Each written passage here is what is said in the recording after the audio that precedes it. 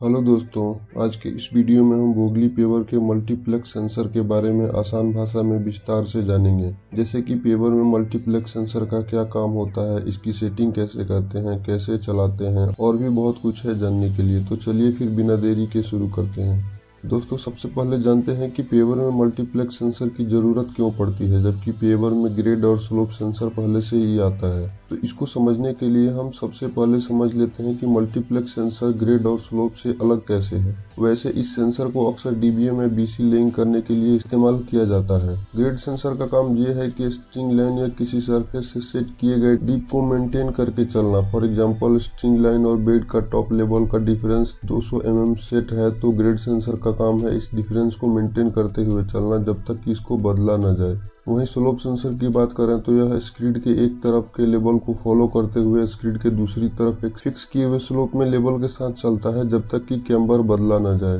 अगर आप slope sensor के बारे में अधिक जानना चाहते हैं तो नीचे कमेंट में लिख सकते हैं। अब मल्टीप्लेक्स सेंसर के बारे में बात करें तो इसके काम करने का तरीका ग्रेड और स्लोप सेंसर से बिल्कुल अलग है। जैसा यह सेंसर स्क्रीड के आगे 4 पॉइंट और स्क्रीड के पीछे 2 पॉइंट कुल 6 पॉइंट के लेवल को एवरेज करते हुए बेड बनाता है। मल्टीप्लेक्स सेंसर का मुख्य उद्देश्य बेड में राइडिंग क्वालिटी इंप्रूव करना या आसान शब्दों में कहें तो बेड में एंडुलेशन को खत्म करना है। तो अभी जानते हैं कि मल्टीप्लेक्स सेंसर को सेट कैसे करना है। सबसे पहले आपको सभी 6 बिग एचपी सेंसर को स्टैंड में फिट करना होगा। पहले बीच वाले सेंसर को ट्रैक मोटर के बिल्कुल सामने सेट करेंगे, उसके बाद हॉपर के पास और फिर स्क्रीड के पीछे।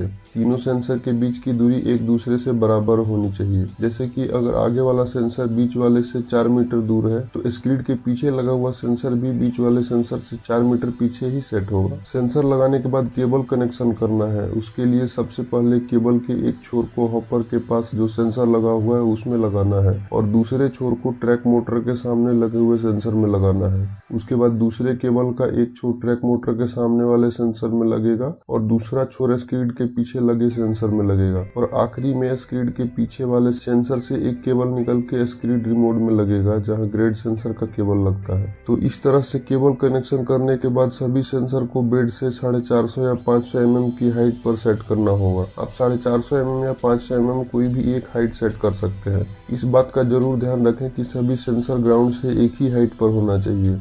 उसके बाद ये रीसेट बटन दबाकर आप सेंसर को यहाँ से चालू कर सकते हैं।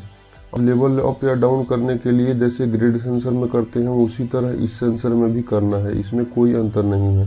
लिंक के समय किसी भी सेंसर के नीचे कोई अवरोध नहीं आना चाहिए, नहीं तो बेड अप या डाउन हो सकता है। अगर आपको यह वीडियो पसंद आया हो तो आप इस वीडियो को लाइक करके चैनल को सब्सक्राइब कर सकते हैं। साथ ही आप इस टॉपिक से संबंधित कुछ और जानना चाहते हैं तो नीचे कमेंट बॉक्स में पूछ सकते हैं। धन्यवाद।